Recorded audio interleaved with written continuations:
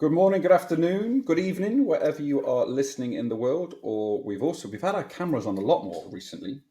We're a bit braver, and it maybe not be a coincidence because we're launching a potential merchandise brand in the not too distant future, which is why you may see more pictures of our faces. So, good afternoon, Vicky. Good afternoon, Karen, who I'll give a introduction to in a minute. How are you, Vic?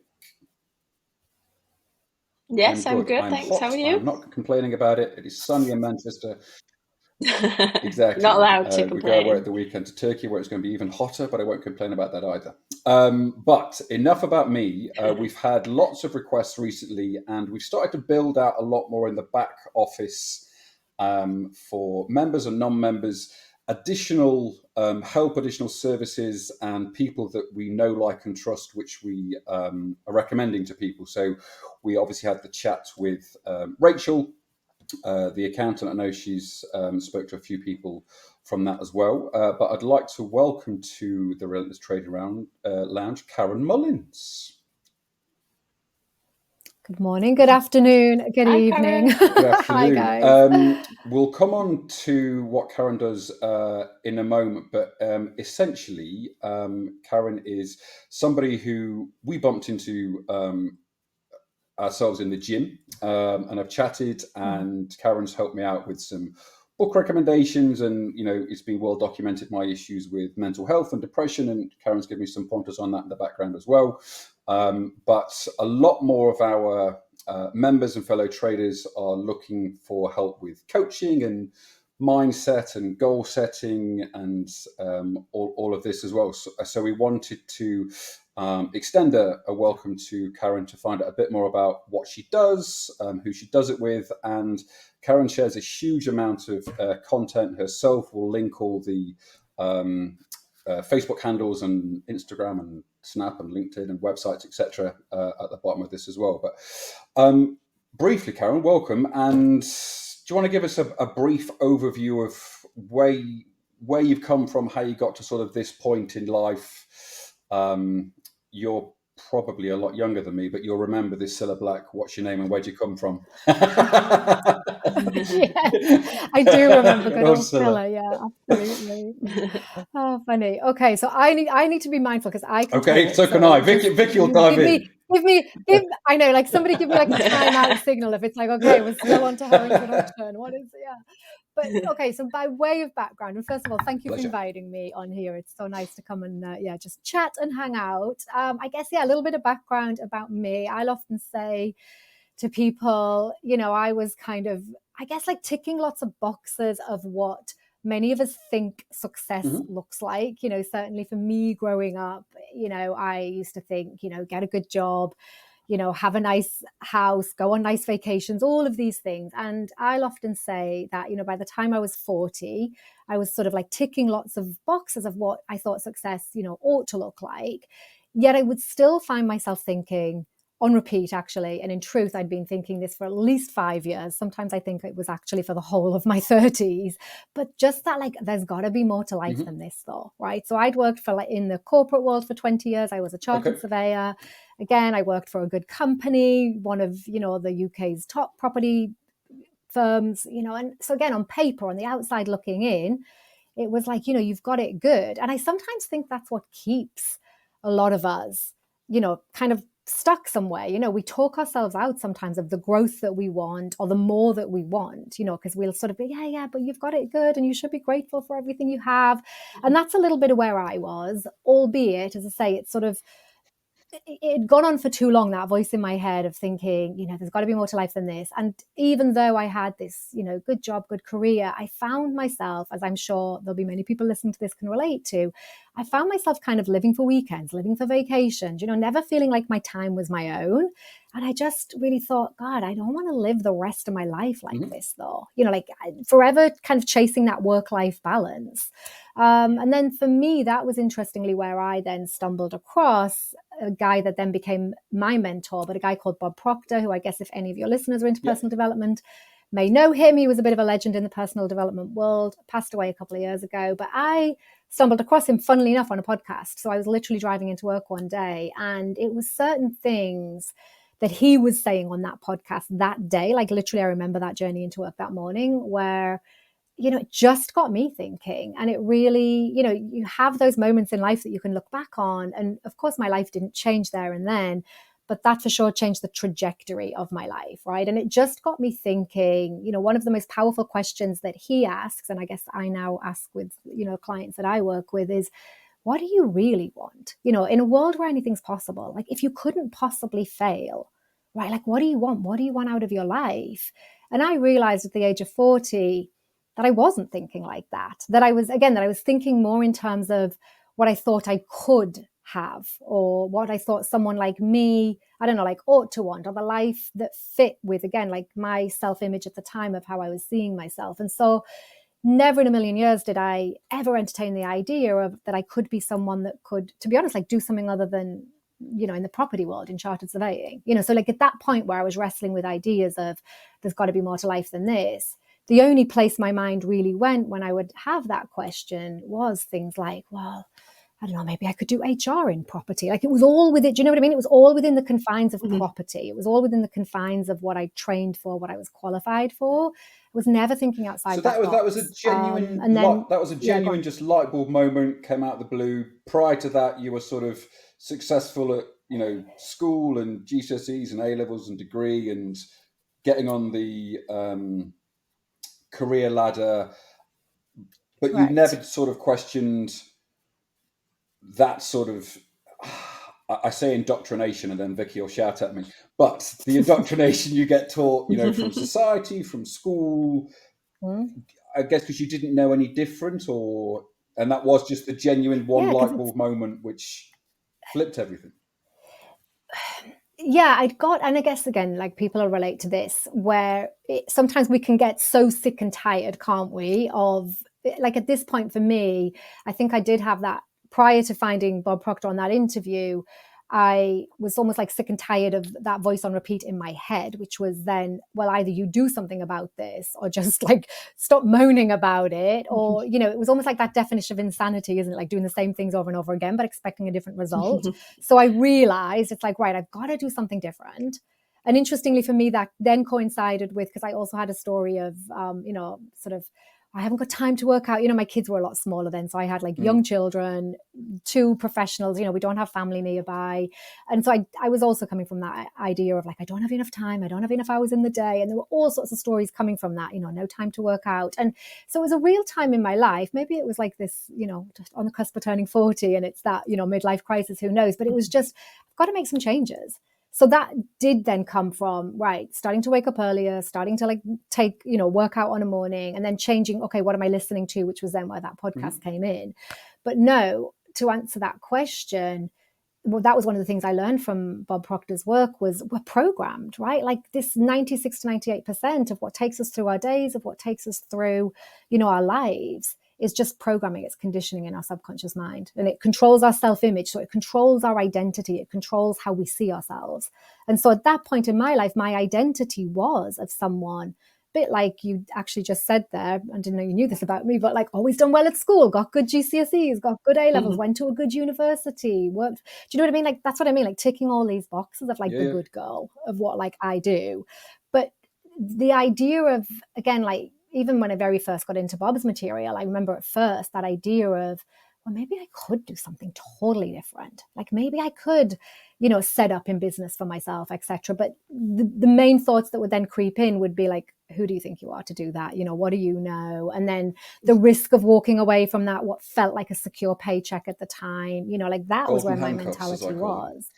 Totally. Oh, completely. And so for me, so then to answer your question, I told you I didn't talk, right? But to answer your question, I got into coaching myself as a client, you know, so I was at a crossroads in my life where I knew I wanted change. I really had that like belief or that knowing deep down within me of there's got to be more to life than this, right? I saw so many of my friends at the time, they would have similar conversations, but all that did was keep me where I was, right? Like, oh, well, it's the same for them. They're, you know, this is just how life is. And in the end, yeah, his teachings really woke me up to, no. This is not how it has to be at all. This is just how I've been programmed or conditioned to think about myself. I can do anything, but I've got to start to shift and change some of the core beliefs that I have about myself, right, of what I believe gets to be possible. And again, then answer that question, what do I really want then? Like in a world where anything's possible, now what do I want? And so that was my starting point. And so I came into it, as I say, just purely as a client. But then that was changing my life like night and day. And I fell in love with it. And it, that was then a natural progression of kind of, oh my God, well, because the first goal I set myself was I want to do something I love so much it doesn't feel like work. Like that was the first goal I set myself in once I'd sort of invested in coaching with Bob.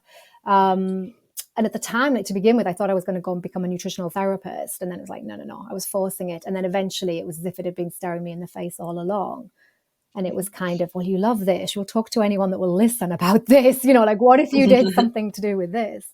So then that was how I got into, becoming a coach and kind of actually then working as part of Bob Proctor's organization, certainly to begin with, and teaching a lot of his frameworks. I have so many questions. I will limit it to two. And if Vicky wants to throw in any more, then please do. First of all, there's a massive golden nugget there, which we should probably stick on a t-shirt, Vic.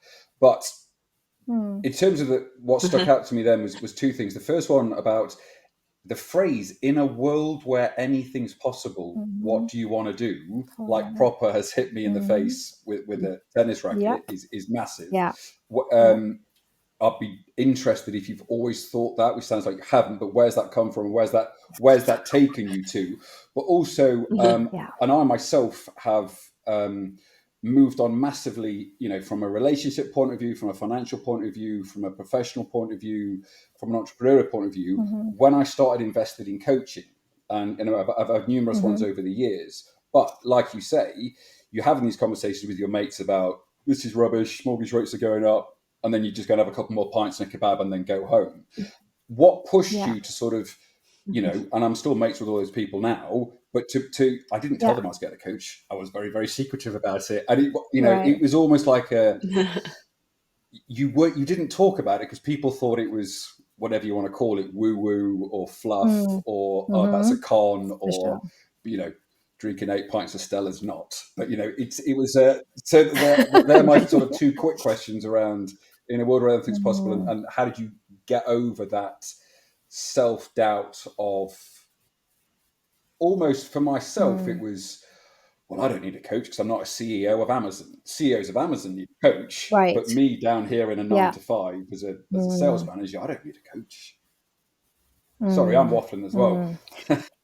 No, not at all. And do you know what? Even that, and I can relate to that line of thinking, by the way. And interestingly, it was never anything I'd thought about either. And then I just couldn't get enough of, like Bob Proctor's teachings at the time. And it was literally like it was food for my soul. Like that's all I can say is it just resonated like deep within every cell of my body. It felt true to me. It was like, oh my gosh. And all the things that I told myself, like all sorts of ideas and identities, like I would tell myself, oh, I'm not a morning person, like all of these things and I just used to believe that was like a cold hard fact, something like that, like something as simple as that. I'm not a morning person. It's like, well, some of us are, some of us aren't. That's just the way it is. And it's like, no, that's just an idea that I've accepted, but I've accepted it all my life to this point. So of course I'm going to live the proof of that. Like, do I want to be? Do I want to change it? You can change anything. So, again, like that, to come back to that question then of, in a world where anything's possible, what do you want? No, I'd never thought like that. And interestingly, like now that feels like, why wouldn't we all think like that? Like isn't that the most important question to ask ourselves, quite frankly, in this one life that we have? Like, why wouldn't we ask ourselves that question? Yet the first time I sat down to ask myself that question, it was like, okay, like now I'm drawing a blank, which is crazy though, right? Like, and that in itself shows how much we think in terms of limitation. Because I could have told you, as I say, like if we rewind, where I was like, okay, there's got to be more to life than this. Maybe I could do HR. Maybe I could, I was considering all sorts of possibilities. But can you see how all the possibilities I was considering were only the ones that fit within my current identity? Like I talk about like identity and self-image a lot because that's at the heart of a lot of the work I do. But ultimately, we'll never go beyond what we believe about ourselves. But when we understand the truth of who we all are, which is, like actually like the highest form of creation on the planet, right? Like we have infinite potential in terms of what we can do. And it purely just comes back down to like how expansive are the ideas you're willing to think from. right? So if we'll only think from small ideas, we can only create a life to match. Like our mind has to go there first, right? Like your mind has to arrive at the destination before your life will. And if we won't take our minds to that place because we are, are accepting ideas of why we can't do something, well, then it's like, well, then so be it. Like that's what your life will be then, right? So that was and this is what, I think is so good and why I love what I do so much is that the more we study ourselves, the more we understand the mind, the more we understand like how it works. Like now you get to put your faith and confidence in that rather than how, a lot of people might be like, yeah, well, that's all well and good, but how do I believe into that? Like, how do I create the beliefs to match? Well, you create the beliefs to match by understanding why you believe the things you have believed to this point, for instance. When we understand such a lot of what we actually all believe about ourselves, we didn't originate. Like it's just beliefs that have been handed down to us from one generation to the next. And your subconscious mind, sorry, I can go into teaching mode, but like your subconscious mind, which is responsible for 96, 98% of everything, your subconscious mind can't reject. It has to accept. So again, if you've been brought up in an environment where there's a lot of ideas of lack and limitation, your subconscious mind can't reject that. It can only accept it. So it becomes part of how you're programmed. Like your conscious thinking mind can reject, right? So like it's the educated part of our mind, the part that like gathers knowledge, all the books we've ever read. That's our conscious mind, right? So all the qualifications, all the things that people are learning from you guys, right? Like that's all going into our conscious mind and we know it. But if it's not a match to the beliefs that we've got on a subconscious level, ultimately the subconscious is what will show up for us in our results, like regardless of what you know. So that's why it's so key and so important to kind of like get to that root cause. I probably went off track from your question you asked. Not at all. Does that help? It massively.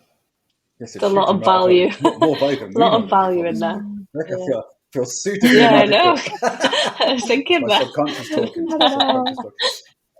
Absolutely, yeah. It's funny though, isn't it? Because I think I remember the exact day where I was when I realised, like, what am I doing? Similar to you, I was doing well in the civil service. I was on track to progress through the ranks, and I just had the same thing where I wrote down a list of actually like, what am I good at? And my other list was, what do I enjoy doing? And I remember looking at them and they both matched. So the things I was good at and the things I enjoyed doing sort of matched. And then I looked at my current job and I was like, well, I'm not using any of them things. And no wonder I'm not happy with this current role. And that's what sort of started I always call it an epiphany, but I think it's too strong of a word. But I think, it's interesting that you said you had the similar moment where you're like, there's got to be more. There's got to be more than this. And that's where I was. So it was interesting to hear your story on that. I think so many of us have that conversation going on in our own heads, or certainly my experience of people, I guess, because that's typically when people come to look for someone like me. But I believe that we all know that deep down about ourselves, that we've got so much more within us than maybe what we're living, like we've got so much more potential within us. It's just how strong is which voice are we going to believe, and follow. And I guess, and maybe this links into obviously a lot of what you guys are doing and how you're supporting and helping people. But I think, a core belief that so many people have, and it links back to what you were just saying, Vicky, a little bit, is I think like a lot of people have a belief that they couldn't make money doing what they love as well, so we tend to sort of associate work. I think I got caught in that a little bit with, again, chartered surveying. There was a fear involved as well. Well, but this is what I've always known. This is what I've always done. And like, how am I going to walk away from that? And I worked really hard to get here. Yet the irony is, in a really short space of time, I ended up, being more successful, making more money, doing something I'd never done before, but again, that I loved. And, in theory, working less hours, albeit it doesn't feel like work. So then it doesn't almost like doesn't matter, does it? But yeah. We have, just steering this a bit towards trading, and I know you've recently looked at it and joined us. And where did your interest in trading and becoming funded, and was that something you'd heard of before? Was that a brand new thing? Where did all that come from? No, and so I'd heard of trading, but again, it never massively interested me, I suppose, but I didn't know much about it. And that's also interesting, isn't it? Like, again, we'll tend to sort of dismiss something that we don't know much about. And so I was fascinated when you started to explain to me about becoming a funded trader. And it was like, well, this just seems like a no-brainer, like, why wouldn't you do this, And to come back to that question of where did the interest come from, one of the sort of almost like principles that I teach and share in a lot of the work that I do is, again, this idea of multiple streams of income. So that was another idea that I can remember Bob teaching like very early on. And interestingly, in the beginning, it used to frustrate me because I used to think, like, he used to teach this idea of like, you can have multiple streams of income, you can be earning money while you're sleeping, and these were all ideas that, again, to like the old me, they seem so alien. I'd never thought about that. I was so conditioned. No, you go to work, you get a salary. Like, this is how you earn money. You trade time for money. It's more, the more hours you work, the more you earn. I'd never thought of it. Hang on, you can be earning money when you're sleeping. And he used to say, I can earn more money while I'm sleeping than I can spend when I'm awake, and it's like, okay, these are like great sayings, but like, and so I used to begin with, I used to be like, well, okay, what are these multiple streams of income? But again, one of the core principles is, remember I said, like, you first got to take your mind there. So for me, it was like, okay, another sort of idea that I teach is like, you've got to let go of the how a little bit. Like, just what is the idea? What's the idea you've fallen in love with? Create the image of that in your mind, right? Like, create the idea of it. So a part of the way that I guess I've grown in the last however many years is always this idea of multiple streams of income, and not being too hung up on what they are, when they'll find me. And so I kind of tend to think that, again, I don't believe in coincidences. So you and I meeting, and then the conversation that we went on to have, Andrew, I'm like, of course, right? Because I'm so open to this idea of multiple streams of income. So of course I'll find, ideas in the sort of almost like the path of least resistance. And this is the point, like, ideas, opportunities are everywhere. And I feel like the way that you and I met is just a classic example of that. I couldn't be more relaxed and more sort of, so that's how I got into it, to answer that question. And I just love the opportunity that it presents. And I think, it'd be great to get you back on in the future, because I know you're at the start of your trading journey. And, we have lots of people who, as much as we say, here's all the info, here's some indicators that can help you, here's past mistakes that I've made. I'd say 95% of trading is psychological. And me and Vec have various one-to-ones with various members, sometimes more than once, having the same conversation, would you say, Vic? Right. And something which seems, it can't be coincidence. As you say, lots of people are conditioned in a certain way, but, themes that keep coming up all the time. And anyone who's listening to this at the moment or watching who is a trader will recognize, they'll compare themselves to people who are already funded, or even if they are funded, they'll compare themselves to people who have 7 figures worth of capital rather than 6 figures worth of capital. They may only have 5 figures worth of capital. Other people might not be funded at all.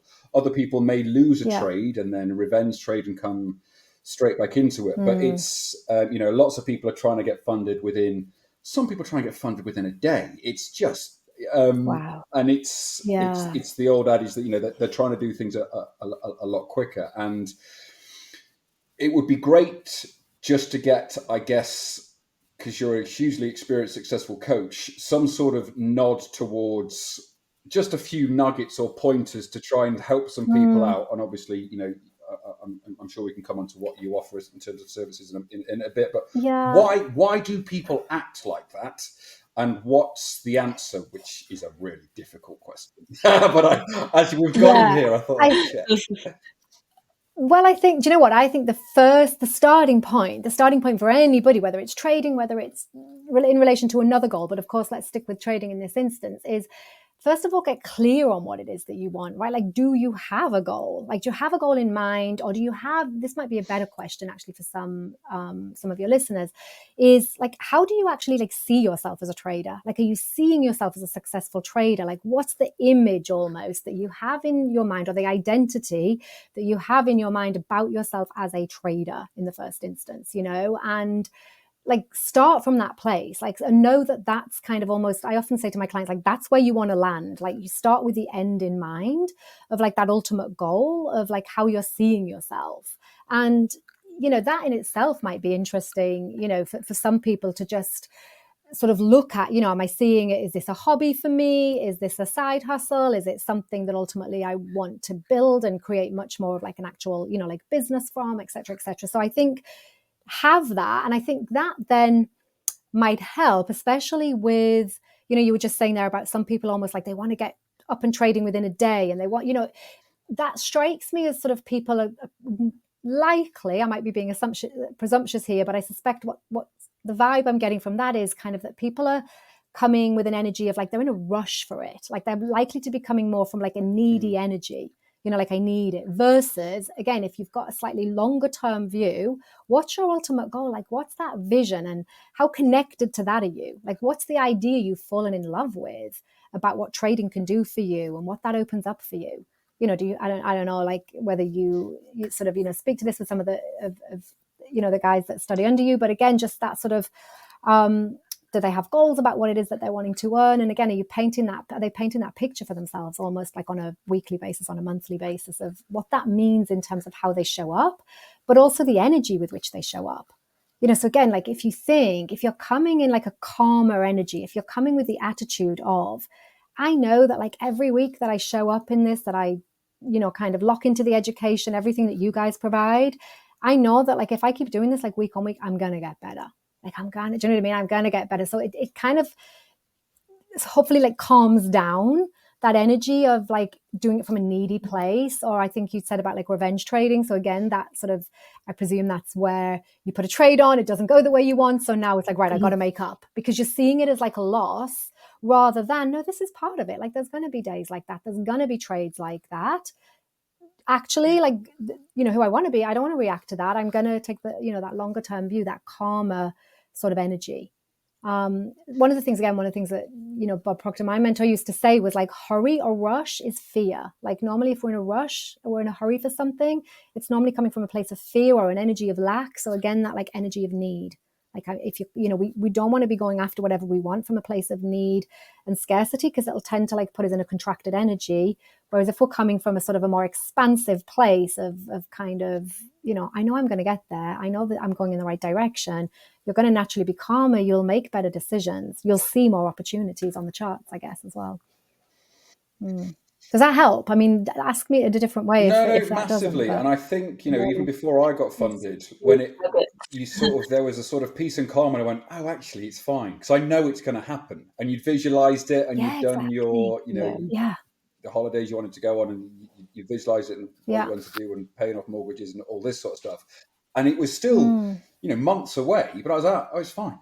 It's going to happen. Yeah. So it's not like, if you knew it was inevitable, how would you show up? Exactly. Yeah. And I think it's that showing up thing as well, which is, consciously showing up, and rather than being reactive to stuff. And it's, taking that change, I think, in your life, that, you make stuff happen rather than waiting for stuff to happen to you, basically. Yeah. Definitely. I think Vic's had an issue with her camera, which is absolutely fine. It's cool. We'll carry on. In terms of, I just want to be respectful of time here. In terms of people being able to, it's all right. Vicky's back.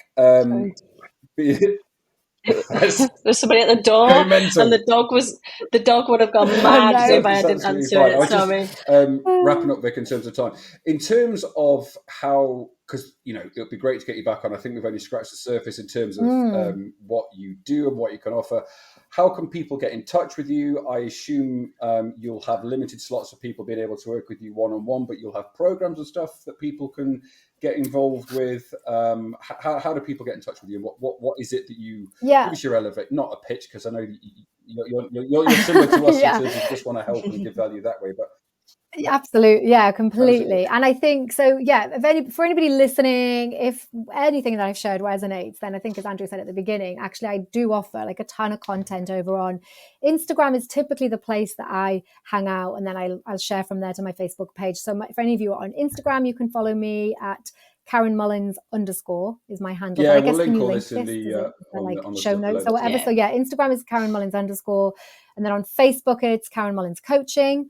I do, and again, I can provide a link, Andrew, for anybody that might want to jump into it. I have like a weekly, it's just called a Monday message email. But because I'm a talker, and I'm typically someone that prefers to speak my message rather than send long emails, that Monday message typically comes with like a 5, no more than 10 minute, but typically like a 5-7 minute video. But really, again, golden nuggets. So again, that's free. So if anybody wants to sign up for that, I'll put the link there. People can jump into that. And then, I have a couple of coaching programs really. So my main coaching program is a group program that people come into either for 6 months or a year. And that would be a discovery call. And again, in my social media, you'll find links to book discovery calls, things like that. And then I do have a 12-week program that's more of a self-study program that is actually more around like money mindset, prosperity consciousness. That's called the Prosperity Blueprint. So those are kind of my offers. But really, the heart of what I do with my clients in any of those capacities is all about sort of really helping them achieve what we call that sort of like quantum leap goal, almost like your fantasy goal. So the goal that in a world where anything's possible, what do you want, right? Like we're really getting you to take your thinking there. And then the understanding is that the way that we go on to achieve anything, it's the inner work that gets us there. It's that shifting of our identity, the subconscious beliefs. That's the kind of like the root cause really that I work with my clients on. And I know we only briefly touched on it earlier, but I think for a lot of people, there's a mental barrier of getting over, of going, I need to, invest in myself. But I always go back to, and I always think back and think, wow, imagine if I'd not invested in myself or in a coach, and if we talked about if anything's possible, what do you want to achieve? But, if not you, then who's going to do it? And if you're not going to do it now, then when you're going to do it? And as you say, you give a huge amount of stuff, which is much appreciated value-wise, certainly with the Monday mindset. As you say, 5 to 10 minutes. I listen to that on the way to the gym rather than listening to the news because it's never good on the news. Nice. No, I make a point of never listening to the news. I'm like, no, I don't want that going into my subconscious. Yeah, absolutely. I know, it's an interesting one, and I'm certainly not here to convince people, like with a convincing energy rather. But for me, oh my gosh, like the way I see it is, your mind is the greatest asset and resource that any of us have got. Like truly, we will never go beyond where our belief system will take us or where our thinking takes us. Like it truly is the quality of the ideas that we are thinking from that determines our life, that determines what gets to be available for us. And again, even bringing that back to trading, it's like, how far do you want to take it? Like the sky's the limit. But your thinking has to go there first. Like life can be as easy or as hard as, sort of we make it a lot of the time down to, again, that like that quality of sort of our thoughts. And at the same time, understanding that so much of what we think, and I know we touched on it, but just that so much of what we think is habitual or it's like hereditary. It's that programming. So again, it's we a lot of people sometimes with mindset can get where they're like beating themselves up because we actually know why, we all like have an awareness of the things that we're doing that aren't serving us or aren't taking us where we want to go. And I think sometimes that's the most frustrating thing because it's like, why am I doing the things or not doing the things? It's like we eat the cake when we're on the diet or whatever. It's like, we call that the knowing doing gap. It's like the knowing's not enough. It's the subconscious programming that is what's taking us through our days. And unless we change that, nothing changes. So to me anyway, it's the investment that creates the quality of your life. It creates everything that flows from there. And I can't think of a, kind of more priceless one, I suppose. If nothing changes, nothing changes, as you just said. Amazing. Cool. Thank you ever so much for your time today. If anyone is listening or watching and got any comments, please do drop them below. We'll link all of Karen's social medias, etc., and how you can get in touch with her and get access to her content. And likewise, we said before, if anybody wants us to talk about anything else or get on different guests, I know we're getting an IFA on, I think, next couple of weeks. And we're just trying to build out the help for the community as people find themselves hitting their goals, the various infrastructure to help them take it further. So huge thanks once again, and we'll catch up with you soon. Perfect. Thank you for having me. Thanks, Karen. Bye. Bye-bye.